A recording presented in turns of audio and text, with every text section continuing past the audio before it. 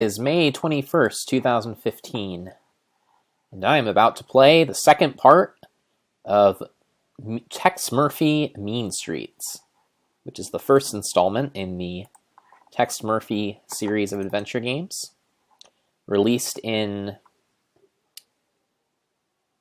1989. It looks like I'm dropping frames, but I might have stopped. Okay, it looks like I stopped dropping frames, so that's good. So let's get started on the second exciting chapter of Mean Streets.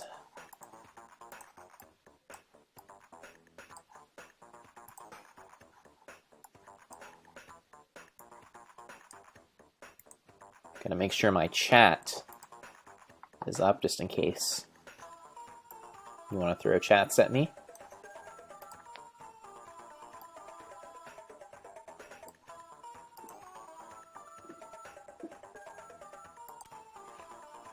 Okay.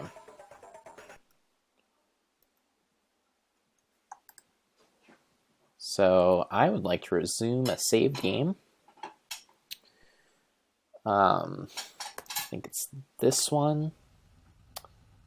All right.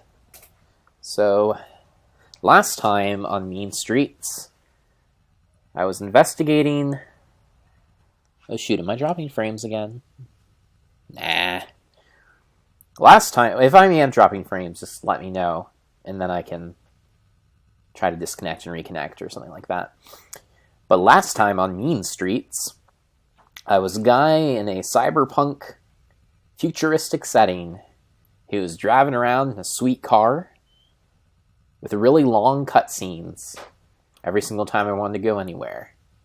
And I was investigating the murder of a dude named Carl Linsky.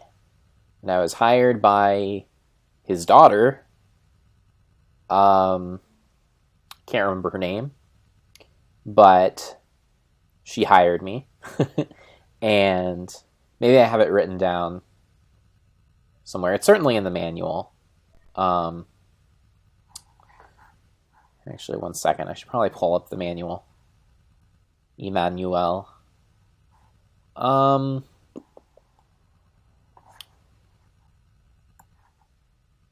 sure this is very exciting for you. Yeah, so what was the name? See, when I get things stuck in my head, it bothers me. Like when I used to know the name of the daughter of this video game character who's now dead, it drives me nuts. I need to know. So that's what I'm looking up now.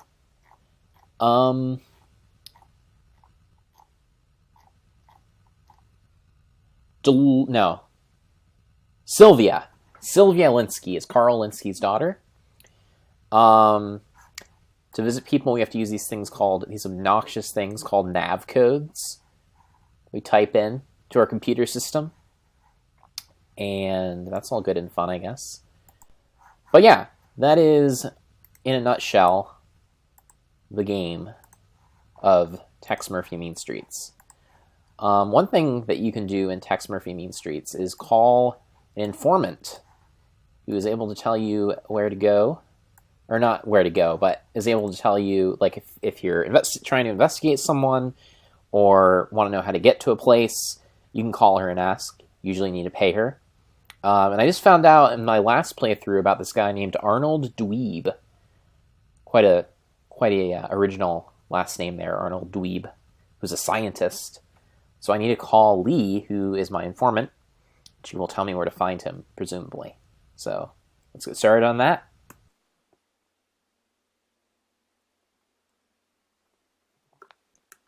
And of course, it's a video phone. This being the future. What can I help you with today? Tell me about Arnold Dweeb. Make me an offer. How does $500 sound? That seems fair. Cool. And now the way that she sends me the information is via fax. So I call her up on my cool video phone, and then she sends me a fax. But I need to wait for it. It doesn't come right away. And the fax will tell me what nav code to type in to find Arnold Dweeb. That's the way the game works.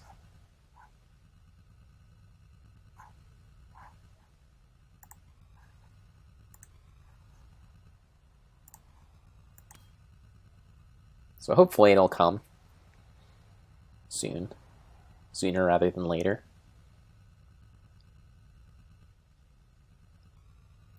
I think it said like 1:44 would come. That little clock says it's 1:43 right now.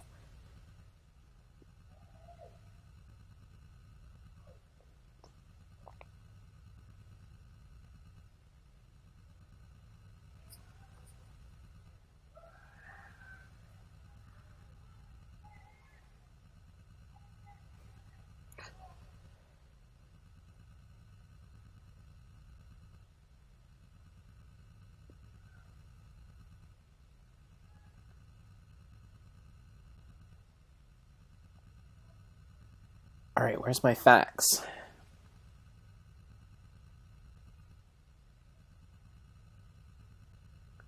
Was it 1:45? Oh, here it is. Okay.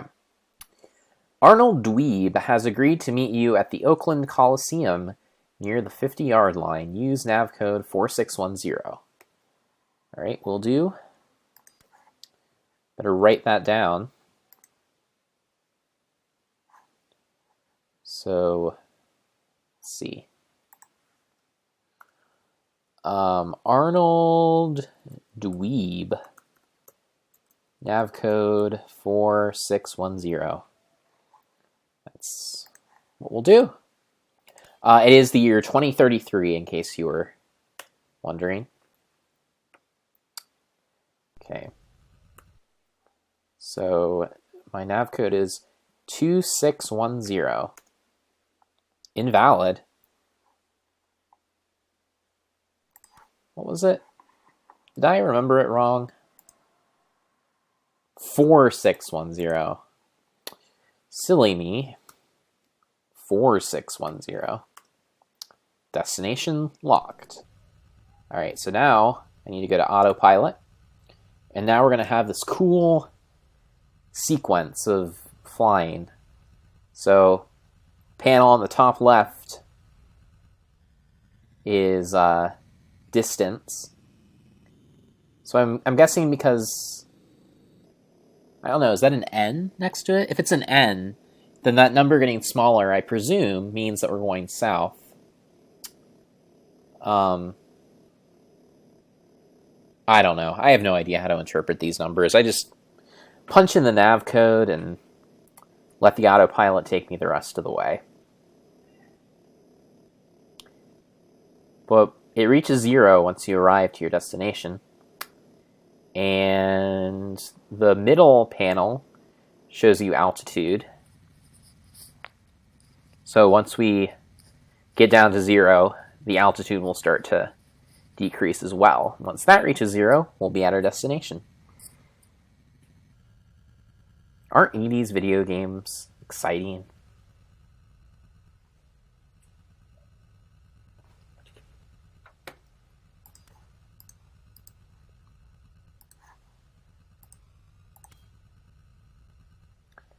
And it's so nice of them to create this beautiful artwork here. All right, press E to exit the speeder.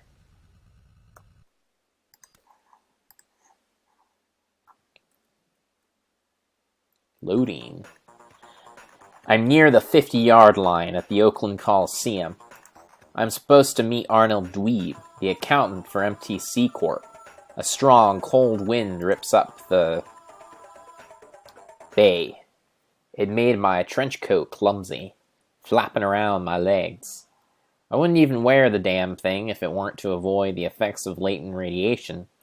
Arnold Dweeb suddenly appears, as if from nowhere. He looks like an A number 1 weenie.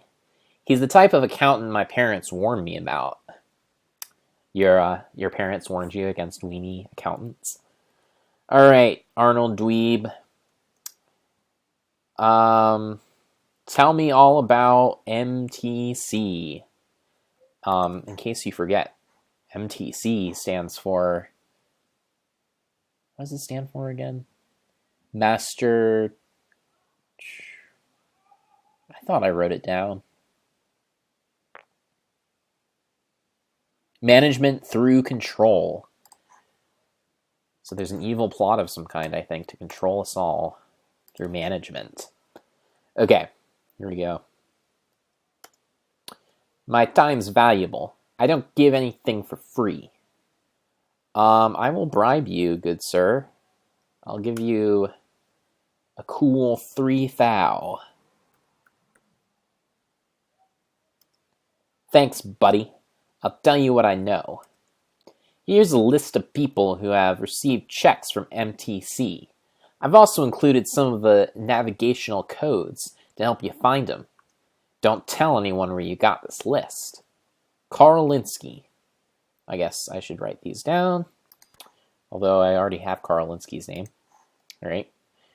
Carl Linsky. Ron Morgan.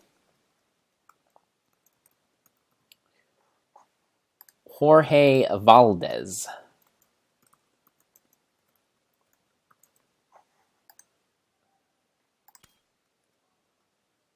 NC43431, so nav code 4931.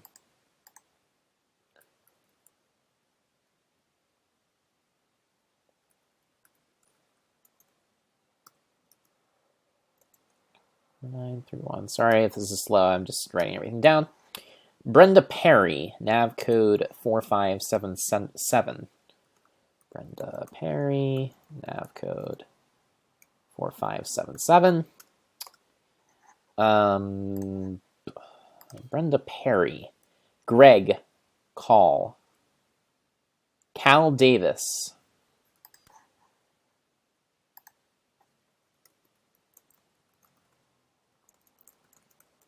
Nav code 3720.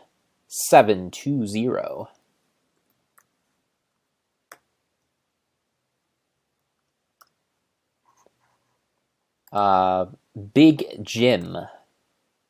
Slade. Tom Griffith.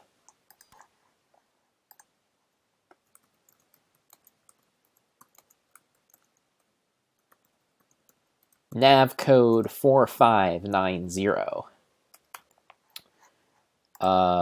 John Claus. Bosworth Clark. Sandra Larson. Okay.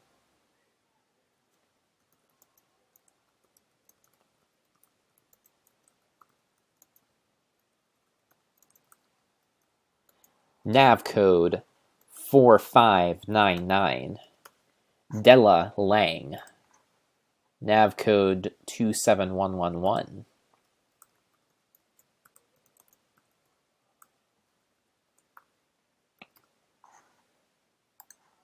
Sam Jones and Larry Hammond. All right.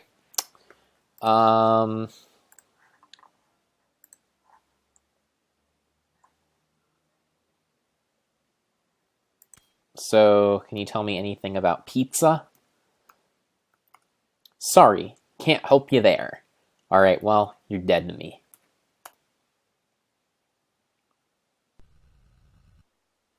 I have a fax. From a concerned citizen to Tex Murphy PI. Drop this case or you're dead, Murphy. Well, probably not going to do that. Considering that the premise of this game is solving this case. All right, so I'm going to call Lee again. And I am going to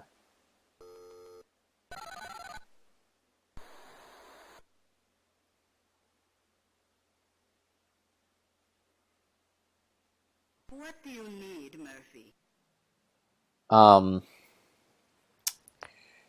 What do I need? I don't know the nav code for Sam Jones.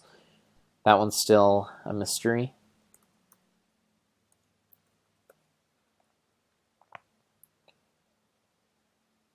What's it worth? I'll give you $500. That seems fair.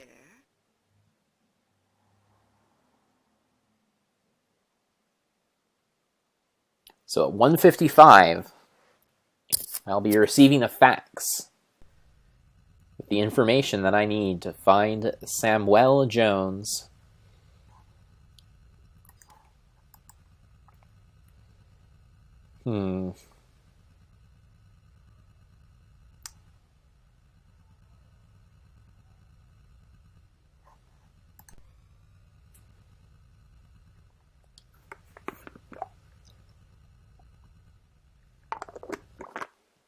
Here it comes.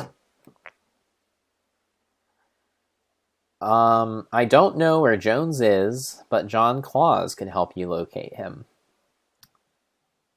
Thanks. That's super helpful.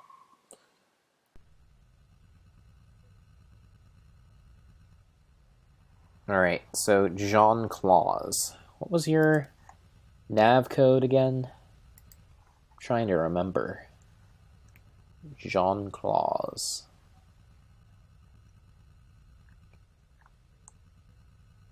$7012. Okay.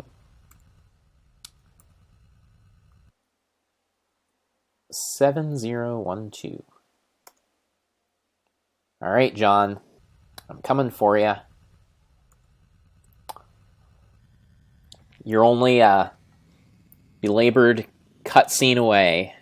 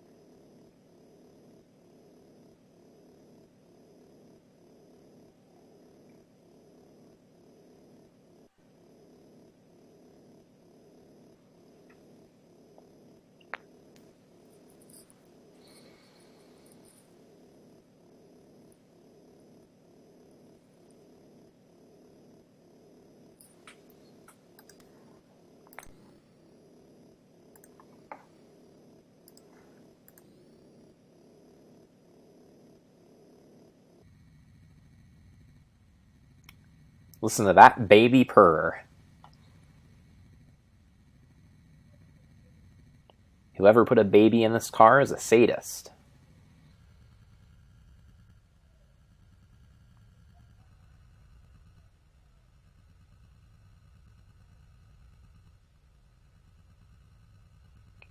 All right, we're landing. Beginning our descent here.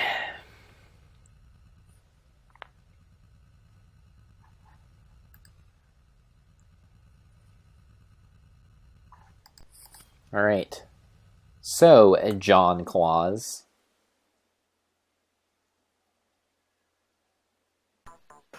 I arrive in Reno at a small office complex. The building is fairly new, being designed in the post-nuclear period. As I walk in, I see a gray-haired man, about 50, sitting at a large table. Professor Claus? The man looks up with a shocked look. How did you find me? He says. It's my business finding people. I give him my credentials and background on the Linsky case. All right, John Claus.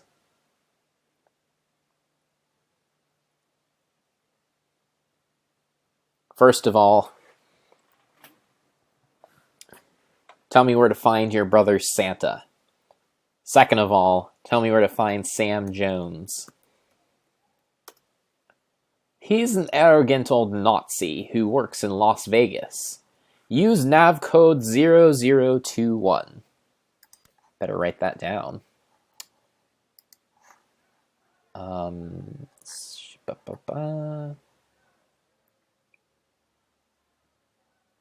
This guy's Sam Jones.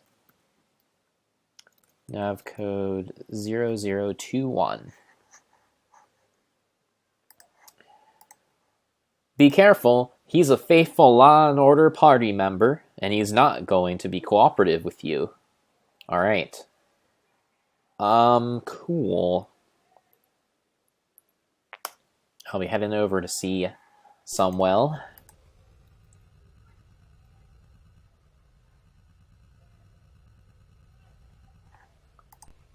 So what are we looking at here?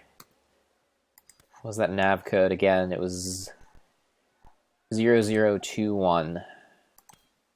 0021. Destination locked. And we're off to visit Sam Jones.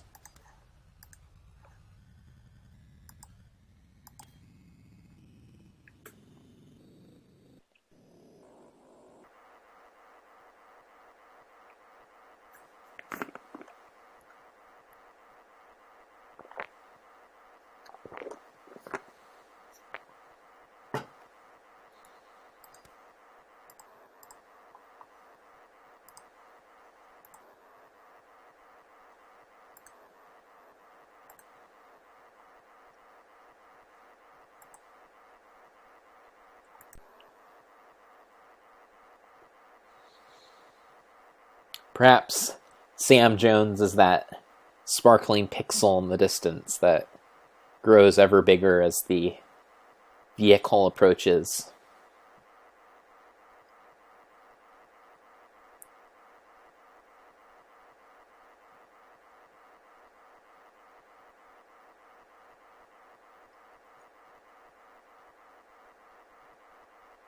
The sky is always red.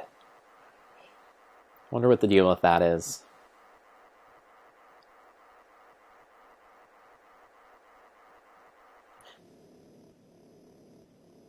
Alright. We've reached Sam Jones's landing pad. Almost. Still another, 16 or so seconds left.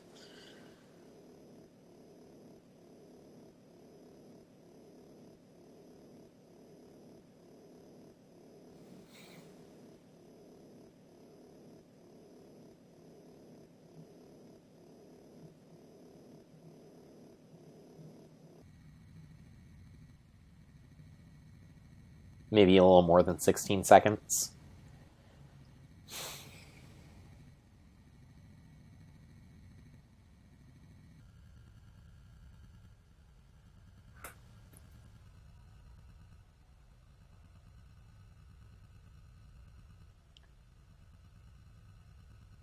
And now we're beginning our descent onto the landing pad of Sam Jones.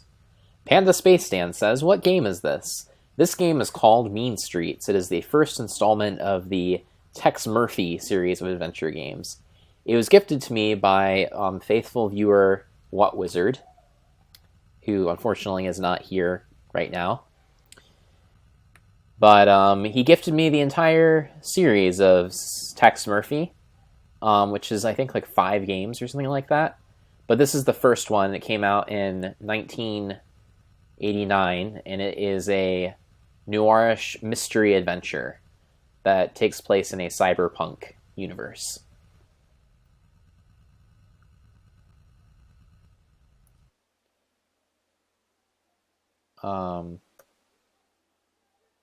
Save my game here. Hannah Space Dan says, "A fine gift." I agree.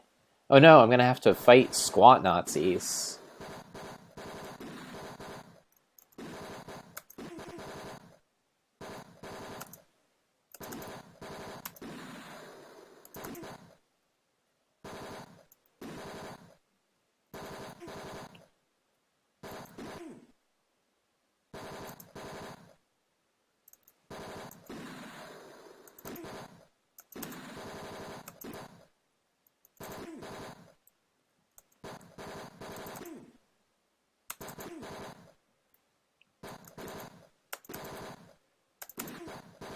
The tough thing about squat Nazis is that it's impossible to hit them unless you're squatting.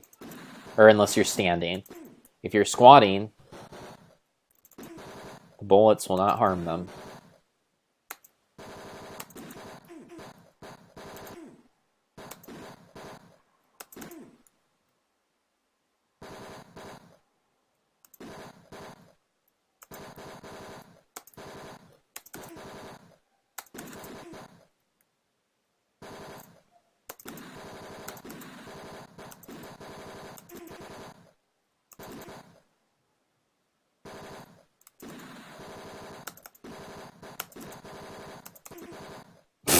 Game over. I'm going to resume a saved game. Try that again.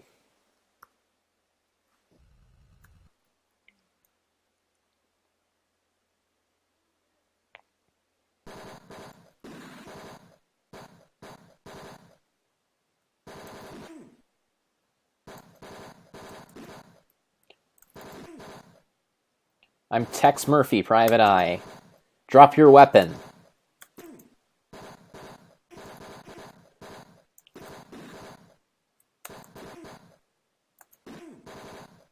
You have the right to remain Nazis. Anything you say or do can and will be used against you in a court of private law.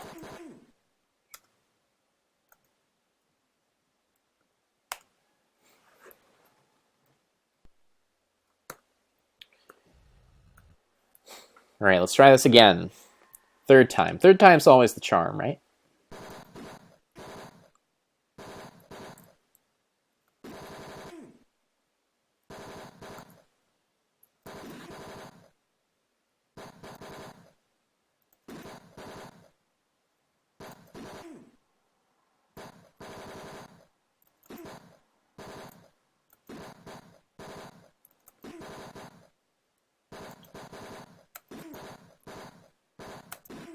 They're going to send wave after wave of their own Nazis at me.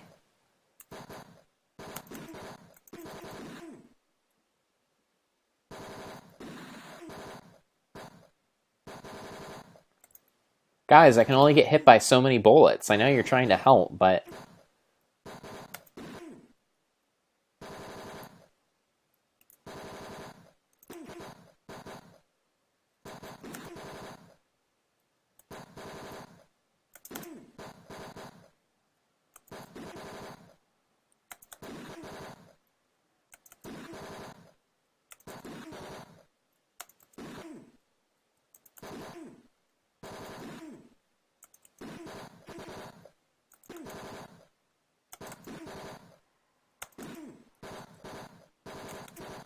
Shoot! I was very close that time, but not quite there. Alright.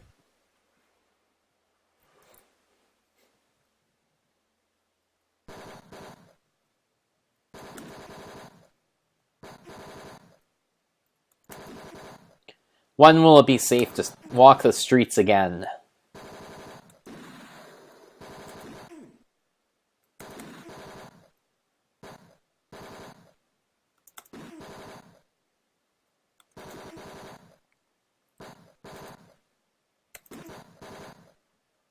Someone needs to clean up this town of all these squatting Nazis.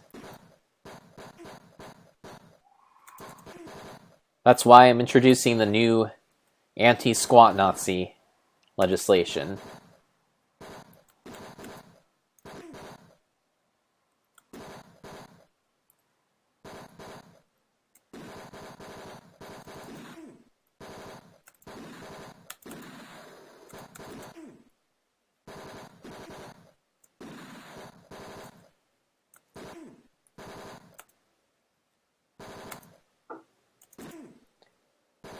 I call it the American Freedom from Nazis Act.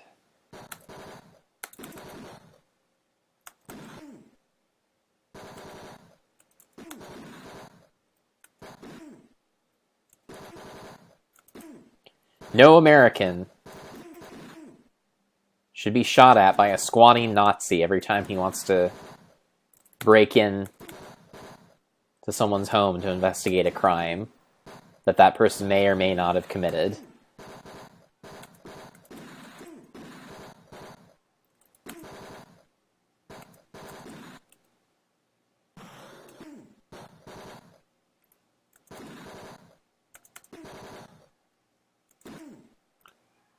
I call it the Second Bill of Rights.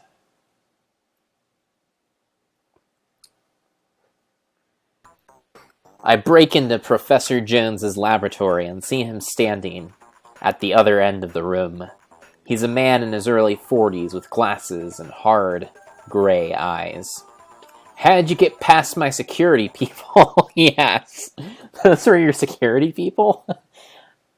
I've given your security people the rest of their lives off. I'm afraid you'll have to start talking resumes again. He looks shocked at first, but then he gives me a convincing snarl. There's nothing for you here. Alright. Tell me about the pass card. I need to get a pass card from you.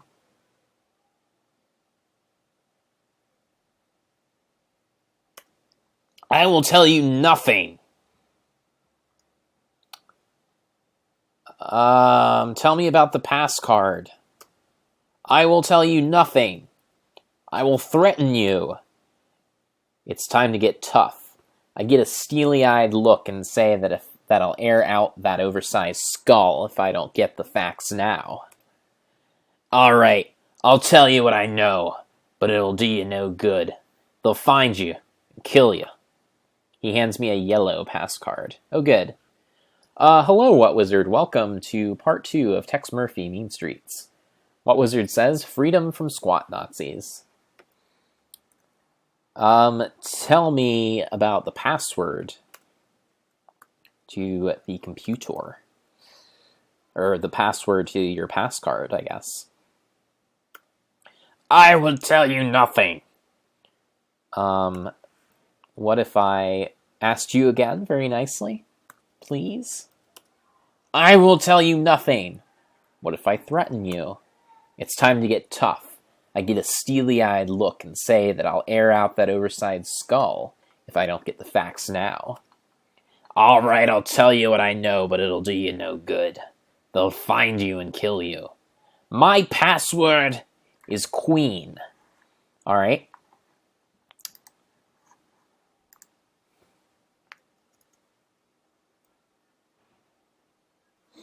So, you're Sam Jones, right? The password is Queen.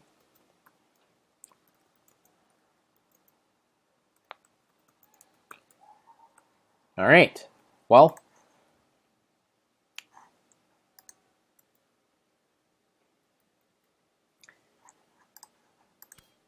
thanks for the info, sucker.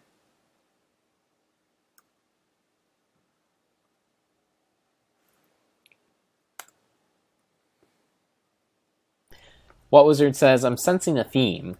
If that theme is constantly repeating dialogue, then you're probably correct. Alright, I need to call Lee now. On my video phone, my car video phone. Because I need to know about Ron Morgan. What do you need, Murphy? Tell me about Ron Morgan. Make me an offer. Would $800? Look for my facts. Alright, I need to wait for her fax now. Which will be coming at 2:09.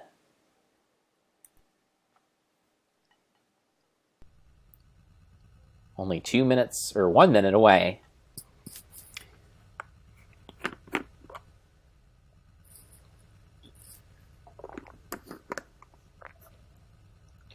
So how's everyone doing out there?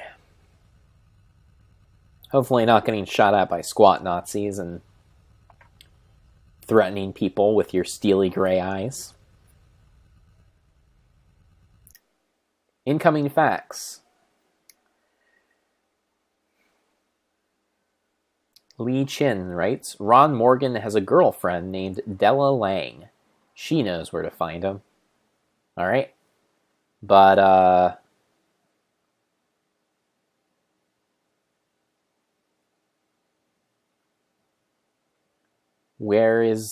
what's Della Lang's, nav code? Do I have that written down somewhere? Let me check. Maybe someone gave me that earlier and I just don't remember. Della Lang. Oh yeah, I do have it. It is 2711. Or no, that's... I think it's just 2111. Alright. So, Della Lang. Nav code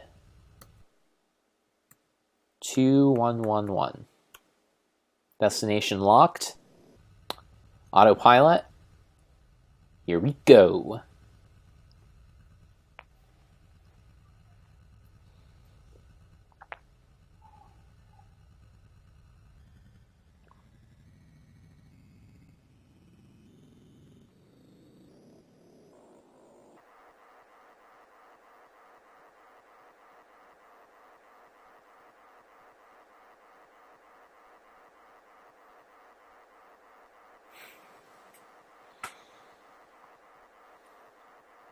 For some reason, I got cold again.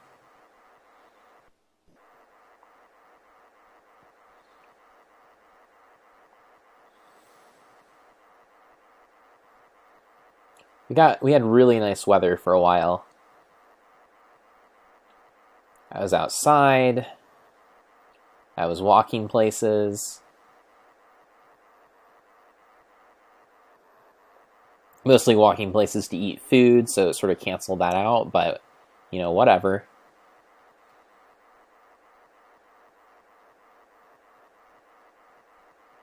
I'm out of work right now, so I don't have a lot of things to do.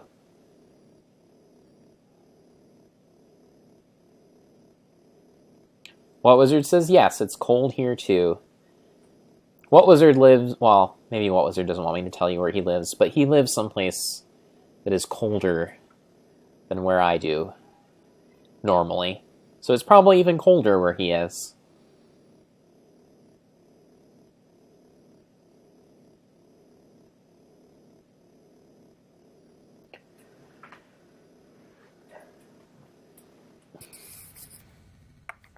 What Wizard says, it is a secret! Well, I won't tell you your secret, What Wizard.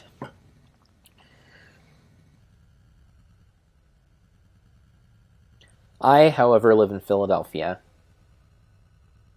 I don't care if you know that, because there's 1.4 million people here.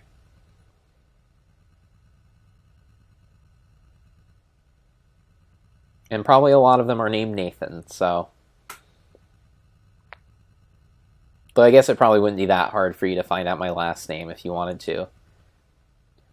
But you know, what are you really gonna do to me? If you do find me. Alright. This hypothetical person that I'm talking to. Okay. So Della Lang is who I'm going to talk to now, I guess. So let's go.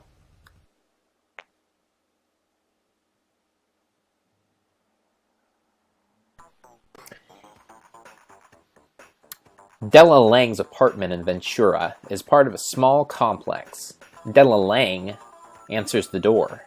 I give her the deets of the case and ask if she has a few minutes to answer some questions. It's clear that she doesn't want to be bothered, but then agrees. Make it quick, she says. Tell me about Ron Morgan. Ron and I go out on occasion. If you're looking for him, he has a cabin near Yosemite. Nav code 1998. If you see him, tell him I still have those handcuffs. All right. So Ron Morgan.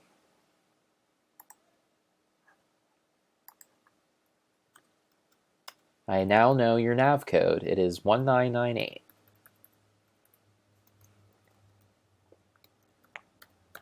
You have a very creepy smile, Ms. Della. All right. Goodbye, Della. I'm going to go to Ron Morgan's cabin, which is at this nav code in Yosemite, I guess.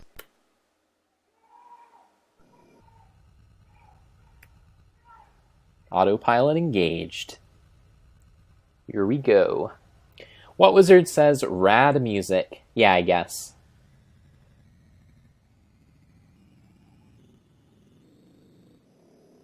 If you want to call it music, I guess that's fine.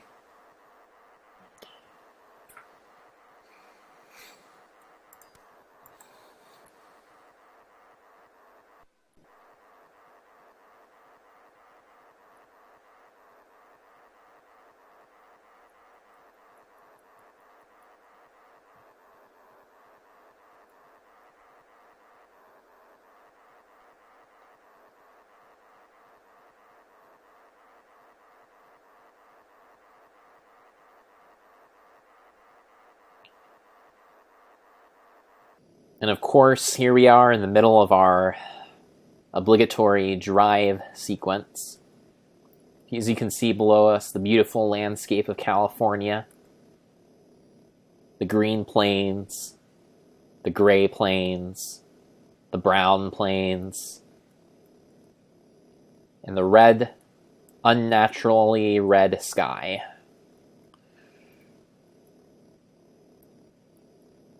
Just like California.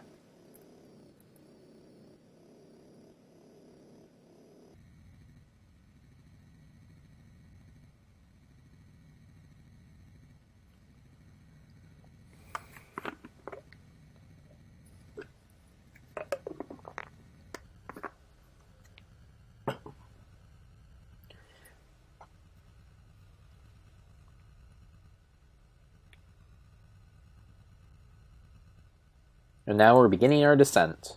What wizard says I like the gray part of California personally. Can't say I've ever been there, but when I get the chance.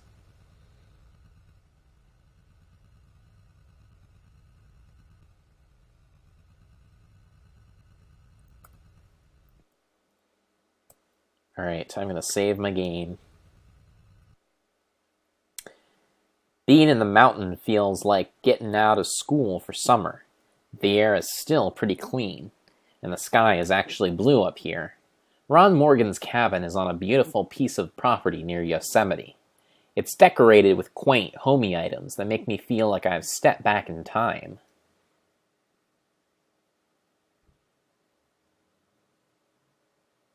Oh, there you are. Alright, cool.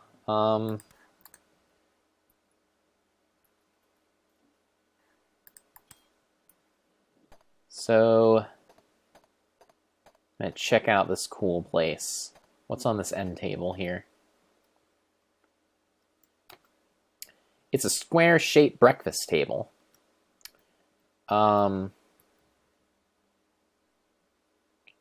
So, there's a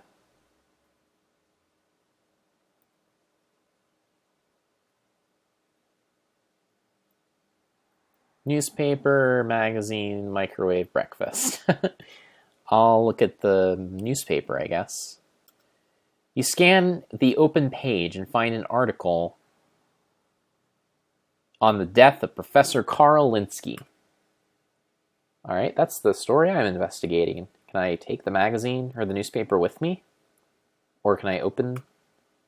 Okay. It's already open. Can I get the newspaper? Okay. The magazine. Can I open that? Okay. You casually scan the magazine Calculus Monthly, not understanding anything, of course. Each minute you waste skimming articles brings you closer to impending doom. Are you subscribed to the magazine Calculus Monthly, What Wizard? How about this microwave breakfast? The food looks unappetizing. Can I taste the microwave breakfast? The pancakes are really old, and the sausage tastes like rubber. What Wizard says, yes, I am subscribed to Calculus Monthly.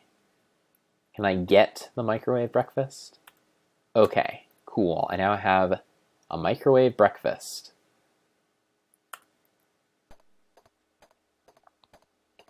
Now let me look at this table here.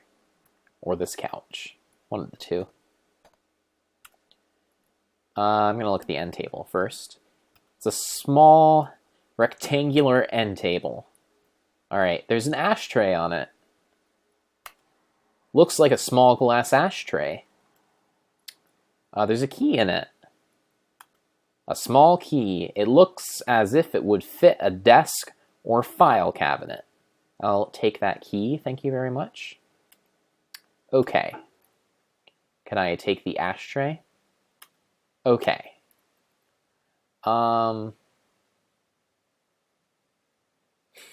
What Wizard says, we actually do get a copy of, like, Math Education Monthly or something. Well, that's cool. I'm not gonna diss the maths.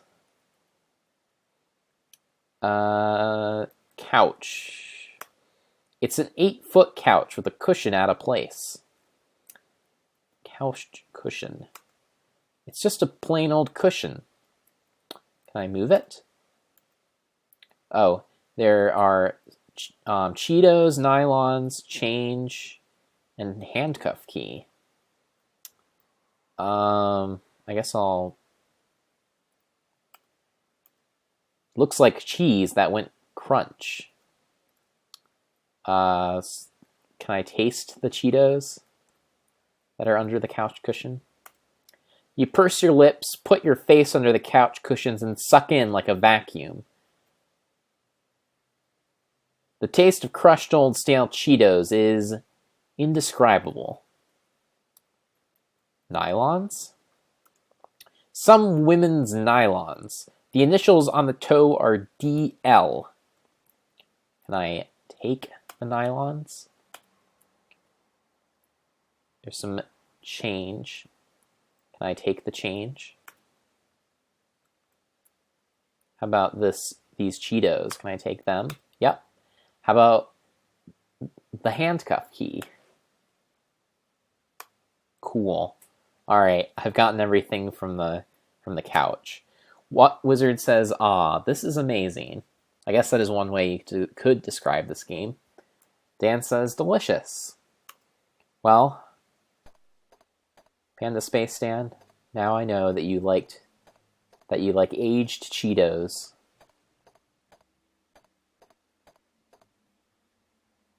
All right, I'm gonna look at this desk here. I didn't want to look at the rug. I can look at that later. I want to look at the desk. Rug.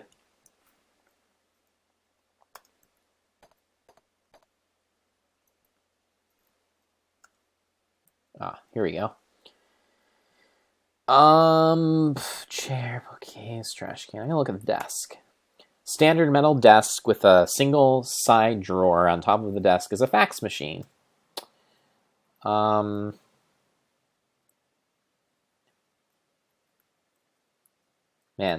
sometimes these menus just don't show up. Okay, fax machine and drawer. I should open the drawer. Okay, so there is a photograph and a mortgage book. I'll look at the photograph. Come on, come on. And this menu. Okay, I'm going to look at the photograph. A picture of an attractive woman in lingerie. You frantically search for more, but find none. I'll take this photo. And this mortgage book, what does this say? A payment book for a beach house located near San Diego. Nav code 6470. All right, I should write that down. Okay. 6470. Cool.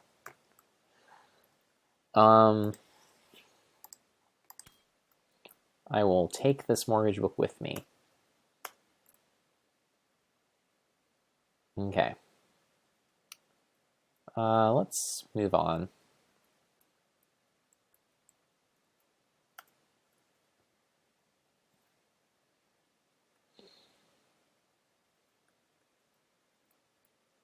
So what's in the trash can? A plain trash can sits on the floor next to the desk. Wadded paper. The wadded up paper is a fax message which reads, Dear Ronnie, last night was incredible. You're incredible, but I need my nylons back. Yours always, Della. What a nice fax for her to send. I will take the wadded paper. I'm going to look at this bookcase. Carefully examining the bookcase reveals nothing out of the ordinary. Alright. I'm done with that. Let's check out this sweet moose head over here.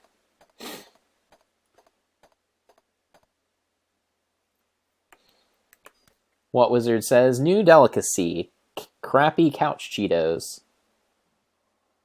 What Wizard says, it's the future, so it must be a cyber fax. Well, actually, whenever I get faxes in my car, they come out on a sheet of paper. What Wizard says, you mean cyber moose head? Sure.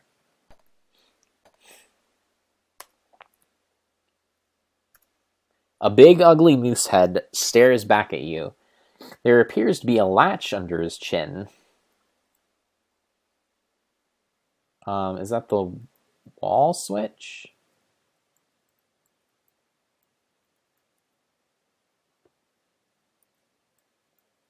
Or, oh no, maybe I just need to open. No, open the moose head. Okay. There's some cash inside. Can't argue with cold, hard cash. How much is it? A stack of 5 $100 bills. I will take that, thank you. $500 in cash. Done. All right. Wall switch. What's up with that? No, I didn't want to. Okay. Appears to be the switch for the gas log in the fireplace. Well, I don't really care about that. What Wizard says 5 cyber $100 bills? All right, fine. There are 5 cyber $100 bills. What's on the side chair? It's a standard contemporary side chair. All right, so I'm done with all that stuff. Let's look at this television over here.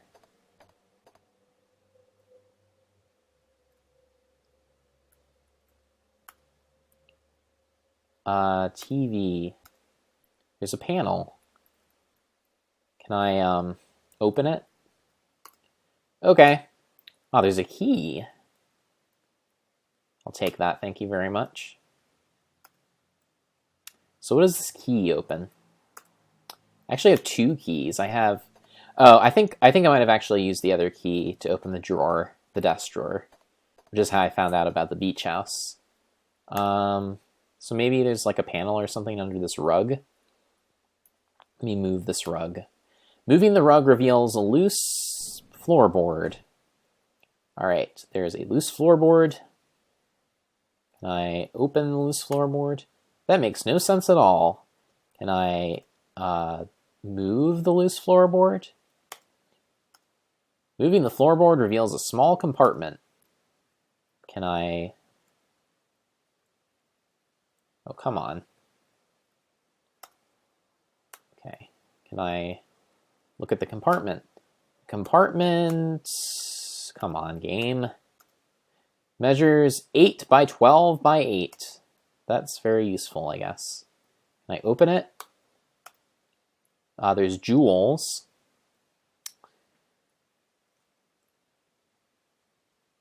So I will pick up these jewels. And this deed. Well, let me look at it first. Property deed for 1 acre near Bakersfield. Nav code 1710. Man, this guy has a lot of property. So 17 nav code 1710, and that's Bakersfield. All right, cool. Let me take the deed. And I'll take the ammunition. I could use it. Run into more squat Nazis. Take them out. Okay, cool. Well, that is all, I guess.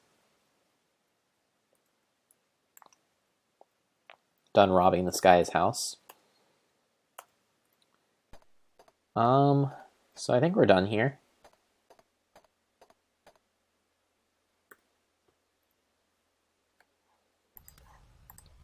So now I'm going to check out his beach house, I guess, because I wasn't able to find him or a pass card or anything there. So let's see. What was the nav code for the beach house? 6470. Well, Wizard says it's a very nice cyber house. Sure it is. Destination locked. Autopilot activated. Here we go.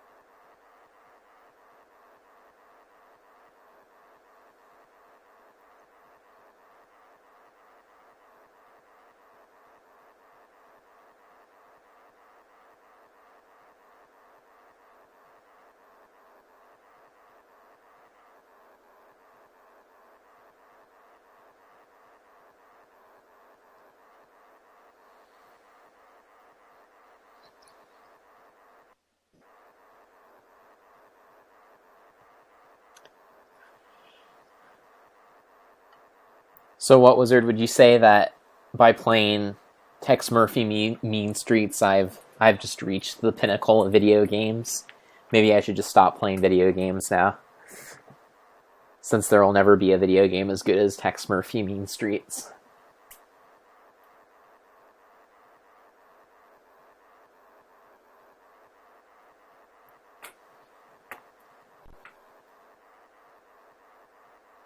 I mean, come on, how can you beat these environments?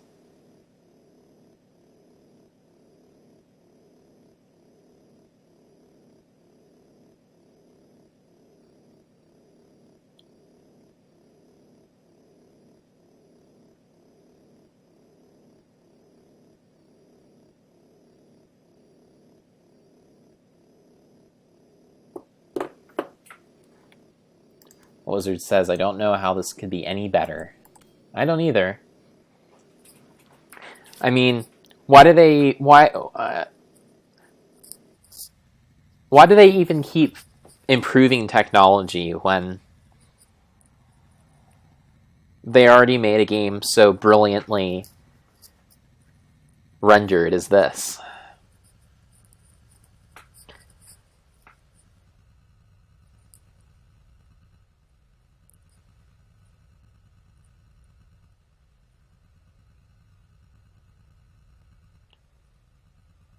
Grand Theft Auto San Andreas cannot touch the intricacy, the sheer magnitude and beauty of this Californian environ.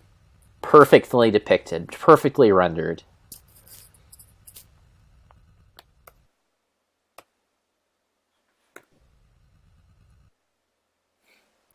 Ron Morgan's beach house is located along a stretch of private beach on the Pacific, just outside of San Diego.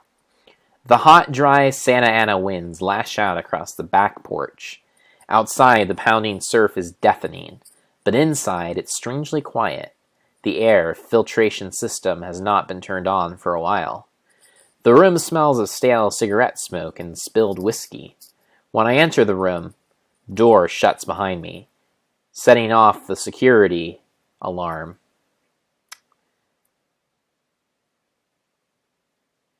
I have 5 minutes to turn it off before the cops get here. Uh-oh. Maybe I should have saved my game before. Oh, I did save my game before coming in here. All right, so we're good. Oh, shoot.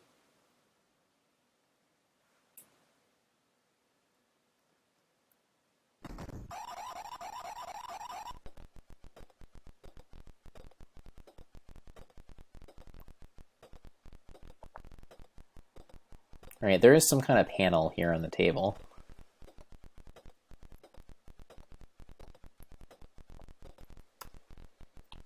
Console.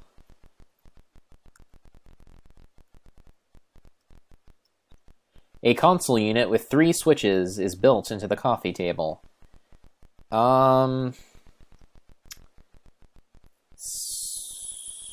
don't know. I guess I'll just start from the bottom and go to the top. Switch 3.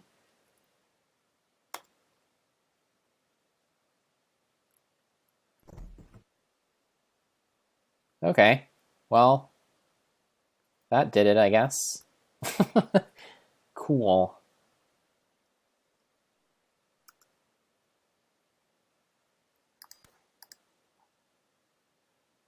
What Wizard says, I see this house is inside a giant white pyramid.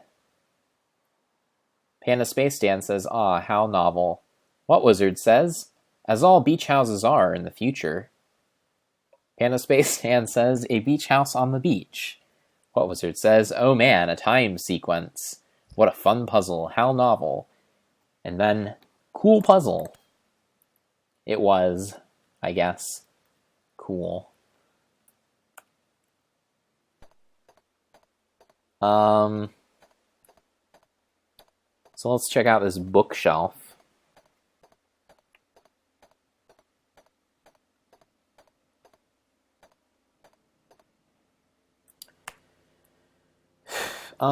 Bookcase. Let's look at it. A large bookcase filled with books, I guess. The chess book. Let's look at the chess book. Come on, game. One book high on the top shelf is a chess book. Can I open the chess book? Upon opening the chess book, you see a memo taped inside the cover. Can I look at the memo? Memo to Ron Morgan from MTC regarding Sept Nexus password message ET Salemot. All right. Obviously an anagram for stalemate. Let me write it down. Ron Morgan, your password is ETSAELMAT.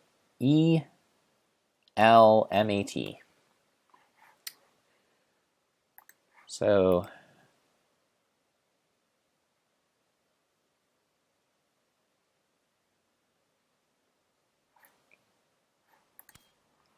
that's cool.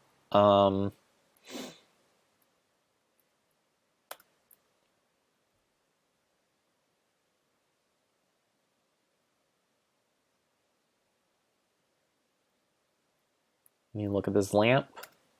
A tall, sleek lamp is located in the corner of the room.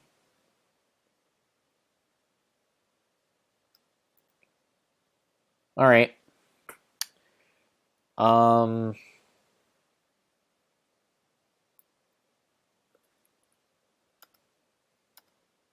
I have some fish food. Maybe I can get it.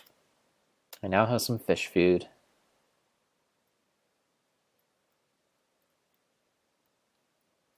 Let's check out this fish tank here. Maybe I have to feed the fish for some reason.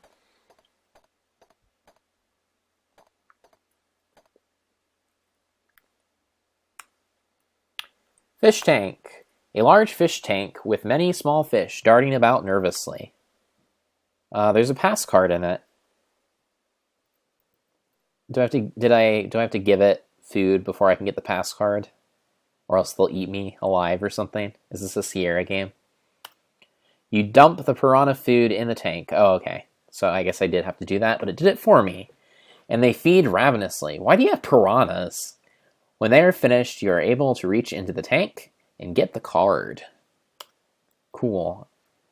I guess I can move the tank too. There's a key.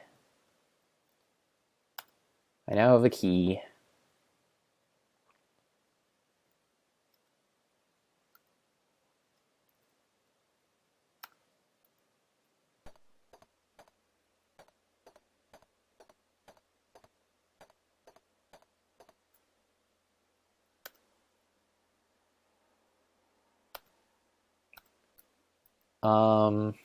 So I can open this drawer probably with the key.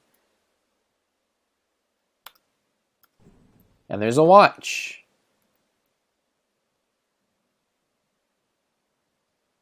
What Wizard says, is this a Sierra game? No, it is not. No, it is not. Sierra games usually look and function a little better than this one. Although the puzzles in Sierra games can be a lot more devious than they are here. Okay. I now have a watch. Cool. Can I turn on the answering machine? Come on, Mrs. Della, call me. Come on, Mrs. Della, call me. Alright. That is your message, I guess. I guess maybe now I should go out of here. Because I think I'm done. I think I'm done here. I guess I need to look at this cabinet in the corner, in the bottom left or bottom right corner of the room, and then I can leave.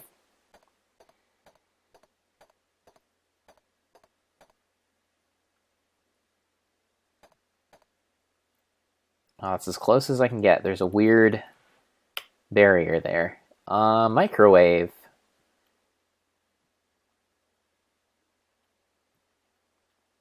GE microwave is bolted into the counter.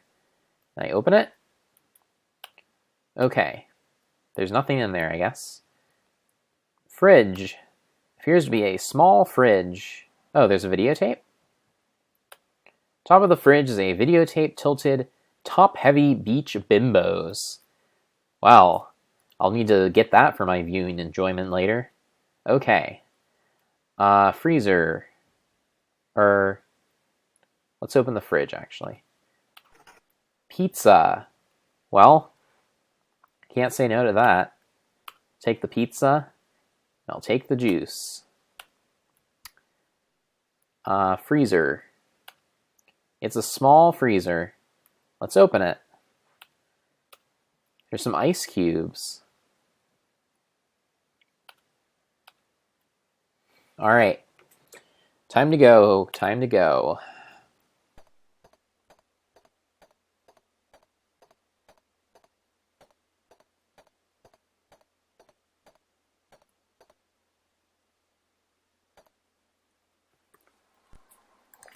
What Wizard says, in the future, everyone owns analog pornography. Yep.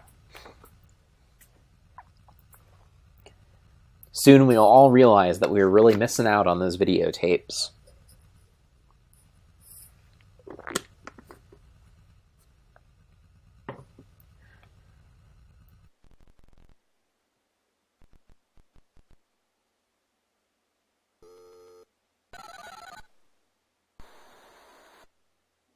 What's up, Tex? Hey, Vanessa. Tell me all about this Cal Davis character.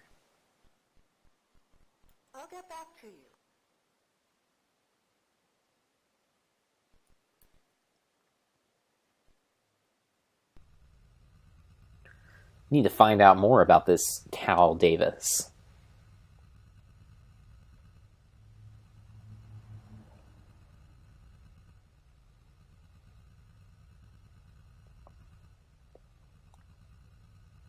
Now I just need to wait for my fax to come. The most efficient way to get information.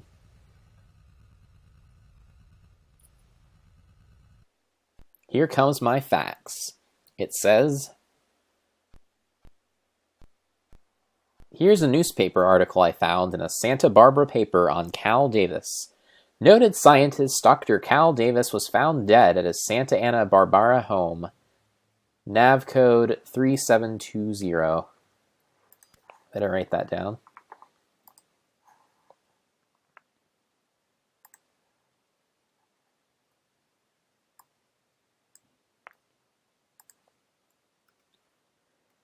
Cal Davis. NC 3720. All right. Saturday. Cal Davis, who coincidentally had been a professor at the University of California at Davis, died of an overdose of cyanide 631. An overdose? Guess he didn't take just the right amount of cyanide 631. According to police, Detective Smiley Monroe of the Santa Barbara Police Department, nav code 3614. Oh man, I better write that down. Smiley Monroe, huh? Smiley Monroe.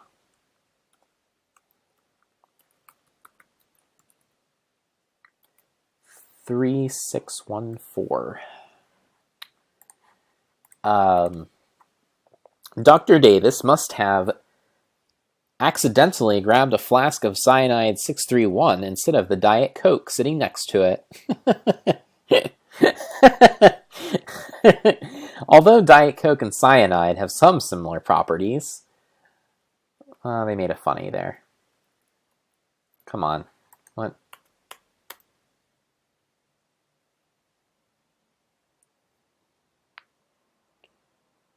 The main ingredient of cyanide is toxic and killer. The main ingredient of cyanide is toxic and killed Mr. Davis within minutes. A close friend, Aaron Sternhood, discovered Dr. Davis on his laboratory floor. I can't believe it. He never drank poison before. He should try to be more careful. When I found him, he was gasping for breath. He mumbled some chest term, and then he was gone, said Sternhood. Funeral services are pending. What Wizard says is Smiley his God-given name, I would assume, since it is printed in the newspaper.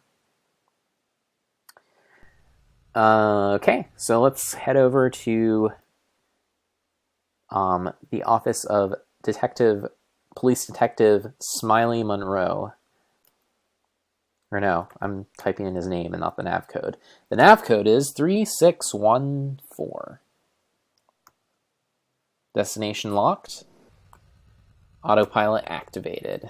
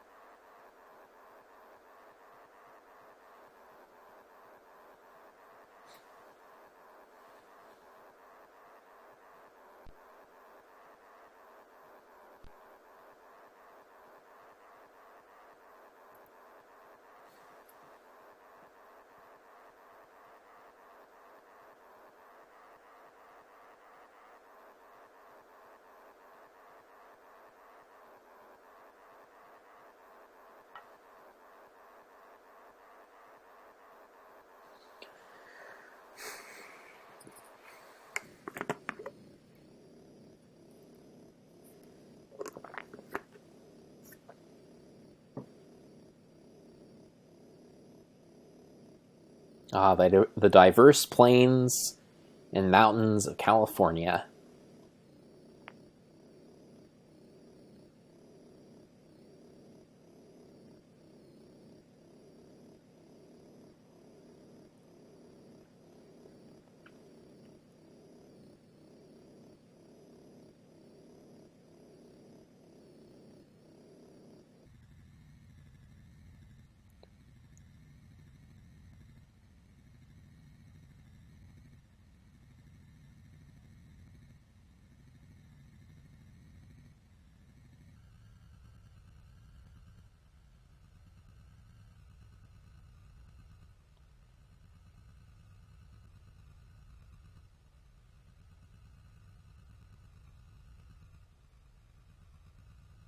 And now we've begun our descent,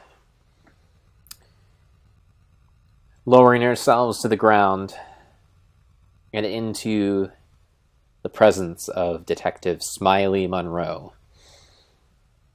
Let's save the game in case Detective Smiley is surrounded by squat Nazis.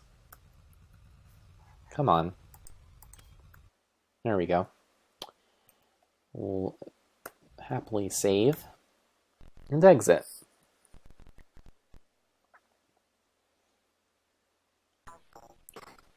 The Santa Barbara police station is in a state of transition. They're getting ready to move it to a new facility, and the place is a disorganized mess. I step into Detective Monroe's office, and he's sitting behind his desk. No need to wonder how he got the nickname Smiley. Oh, that answers your question, What Wizard. It is indeed a nickname. He's got a big, stupid grin on his face. So, can you tell me about Aaron Sternwood? My memory is a little hazy. Maybe a consulting fee would clear my head. Fine, I'll give you your stupid consulting fee. How does $200 sound? Thanks, buddy. I'll tell you what I know. He hangs out, literally, at the beach near Santa Barbara. Okay. He literally hangs out at, let's see, 1 second here. Sternwood.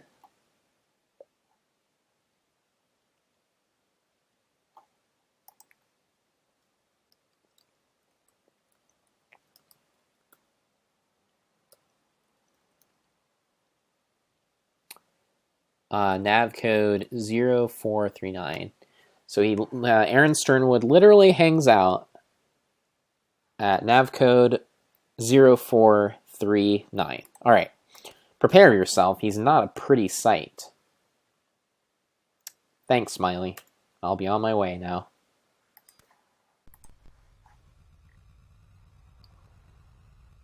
So,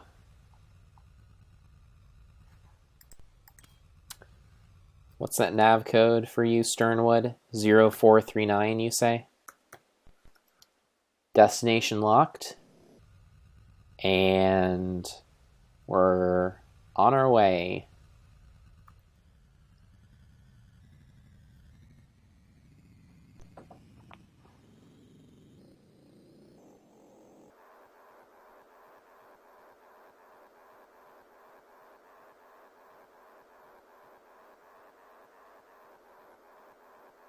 I can't honestly say that this is a very interesting game.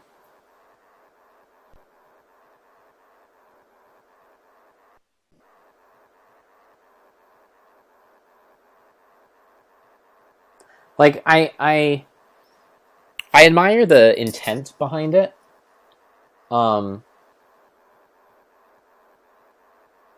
It's sort of this noirish cyberpunk investigative adventure game.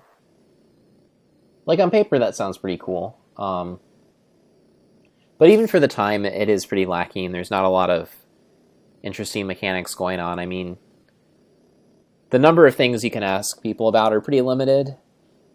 It doesn't really reward you for trying new things. The tasks that you kind of need to hop around and do are fairly rote. The environments are not very attractive. Atmosphere is pretty much non-existent. I mean, considering that this game, another like investigative mystery game that came out the same year as this actually was Laraboe and the Colonel's Bequest. And, you know, Colonel's Bequest was certainly a flawed game, but like, it is an infinitely better mystery investigative adventure game than this is. For one thing, the environments and sound design of Colonel's Bequest are actually very good. And even though it is a text parser game, it's just a lot more fun to play. But there is a possibility that maybe this game has just aged badly, and if I had played it back in 1989, I might have appreciated what it's doing a little bit more. So, you know, I'll give it the benefit of the doubt. But hopefully the Tex Murphy series picks up after this. This is Aaron Sternwood.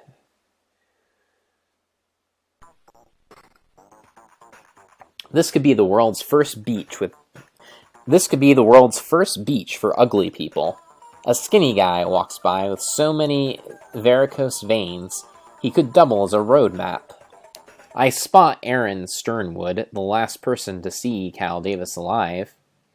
He's fat, balding, and about 45. He doesn't look that bad. There have been much more grotesque characters in this game. Give the guy a break, man.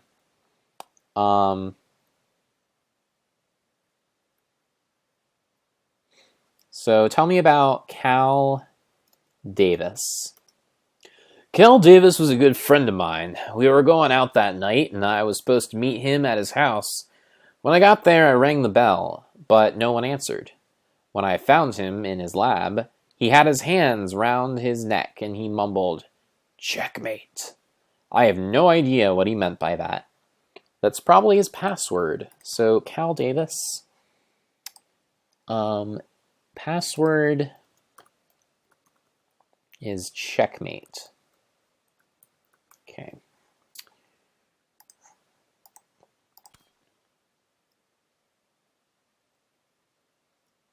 The police think he accidentally poisoned himself, but I can't believe it.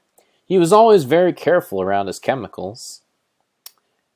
So Aaron, tell me about the Nexus. The Google Nexus.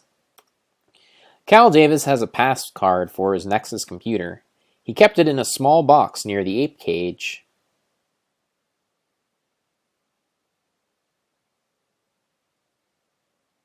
Ape cage. Sorry, can't help you there. Alright, well, guess I know the password for Cal Davis, but other than that, I've kind of reached a dead end on that. Who else do I need to find out about? Greg Call? I don't think I have his nav code, do I? Oh no, I do have a nav code for him.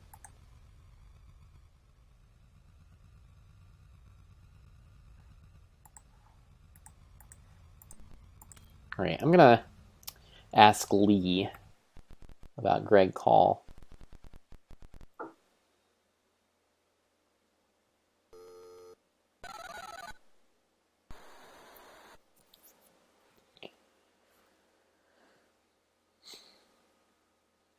What do you need, Murphy? Tell me about this Greg Hall character. What's it worth? Probably about $500. Look for my facts.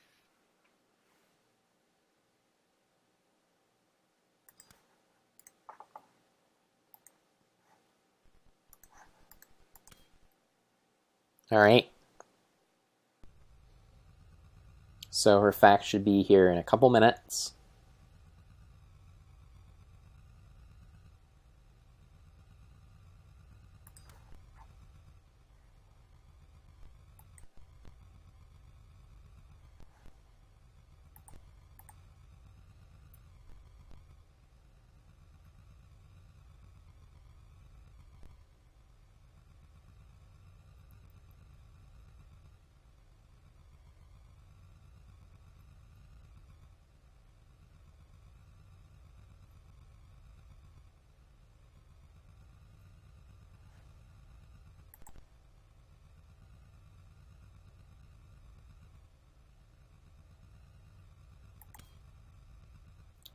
I guess the future is going to be a lot of sitting around waiting for faxes to come in.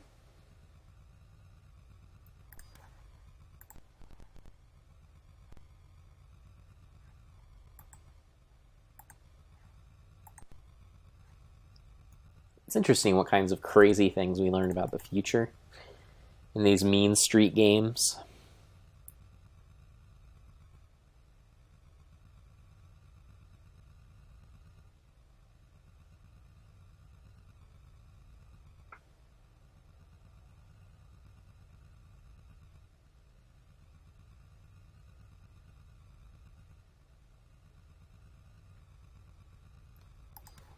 What wizard says, "Welcome to the world of tomorrow"?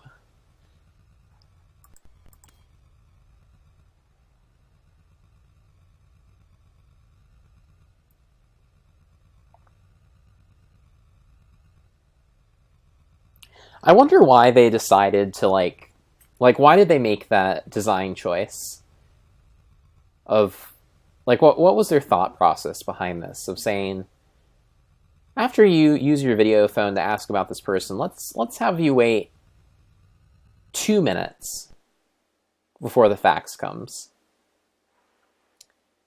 Incoming fax. Talk to Steve Clements about Greg Call. He can give you some important facts you might need.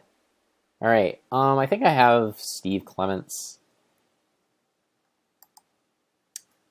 nav code, and it is Steve Clements. Steve Clements nav code is 4680.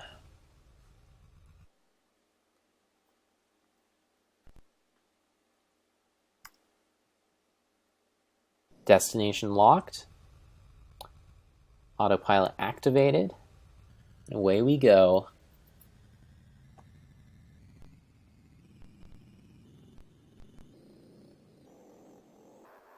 Fortunately, Steve Clements' place seems to be fairly close.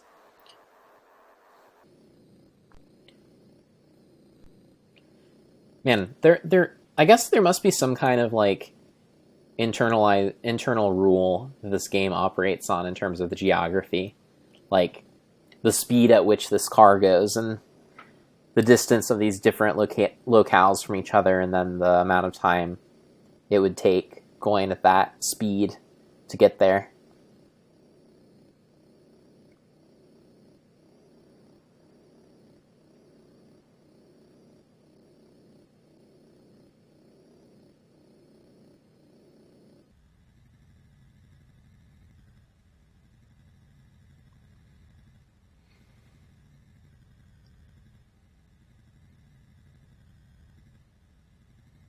It seems like maybe the intent behind this game was they were trying to do some weird things for the sake of immersion.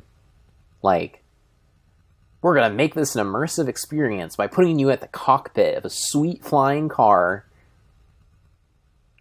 And when you want to find out information about this case you're investigating, you need to call your secretary and your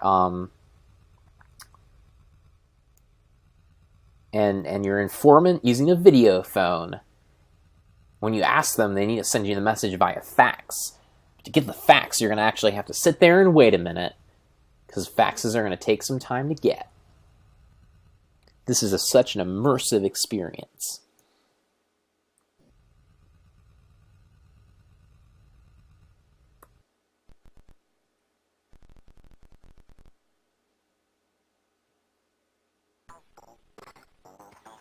I enter the West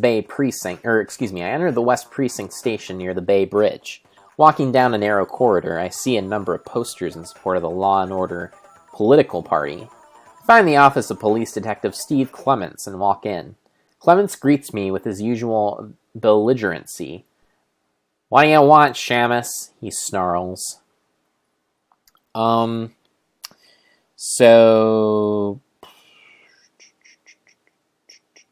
Tell me about Greg Call. "You're not too popular around here. Chief has told me we're not supposed to give you out information on this case to anyone. And your name was specifically mentioned. I'm taking a big risk even talking to you.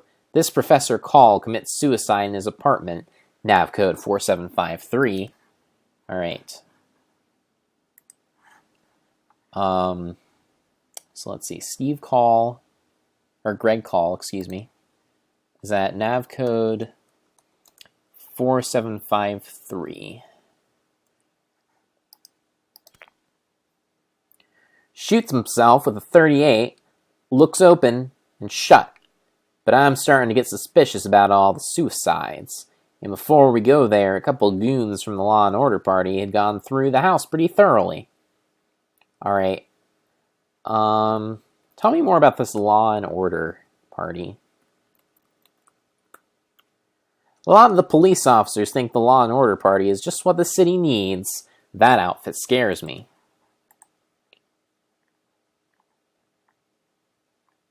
Okay. Time to go.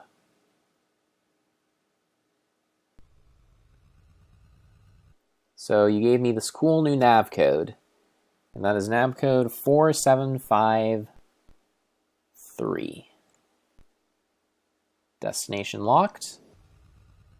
Autopilot engaged. Here we go. So they're finally here, performing for you. If you know the words, you can join in too. Put your hands together if you wanna clap, and we'll take you through this monkey rap. TM. Tex Murphy is here.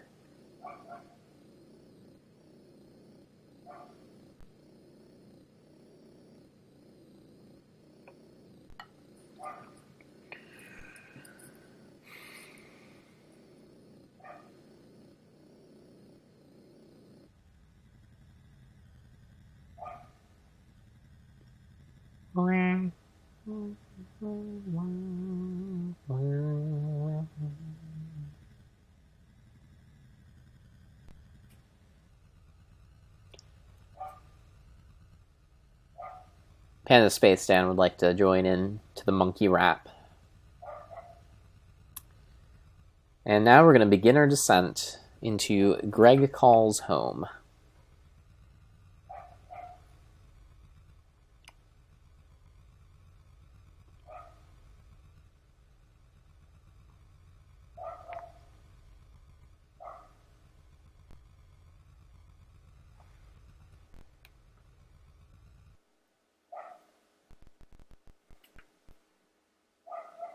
Oh no.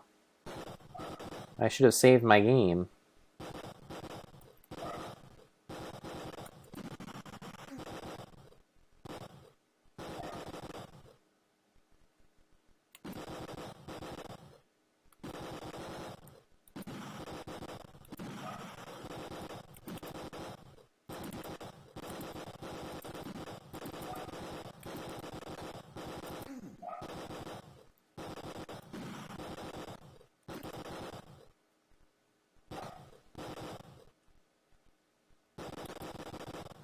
The lesson here is to always save your game, because you never know when squat Nazis are going to appear.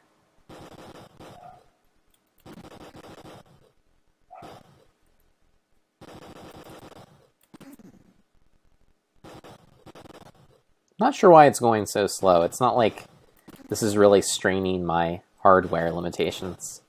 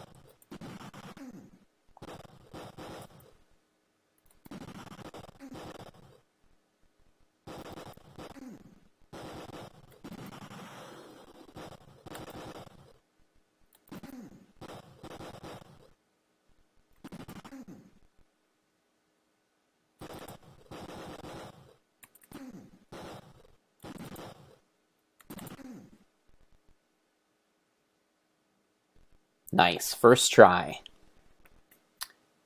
Greg Call. Greg Call's apartment is located in Vallejo. It feels quite Spartan, stocked with only the bare essentials. I searched the place carefully, but there isn't much to see. I moved the dresser in the bedroom and a map.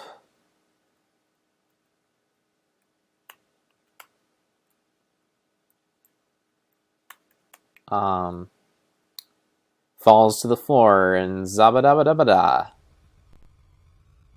That was too bad. Well, there is probably some important information there that I'm going to need to look up, find out what it was, because didn't stay on that. It didn't actually make the text appear for me. It's interesting that there wasn't actually an environment there for me to explore. I guess the makers of the game probably got bored of programming new environments or ran out of time or something like that. But anyways, that is cool. I guess tomorrow I can go to wherever that locale is. Not tomorrow because I don't stream on Fridays. But next time I play on Monday or whatever, I can go wherever that next locale is, continue my investigation. But I think that's all I have time for tonight. So I'll be back on Monday for the third exciting installment of Tex Murphy Mean Streets. So thanks for joining me. You have a good night. Take care.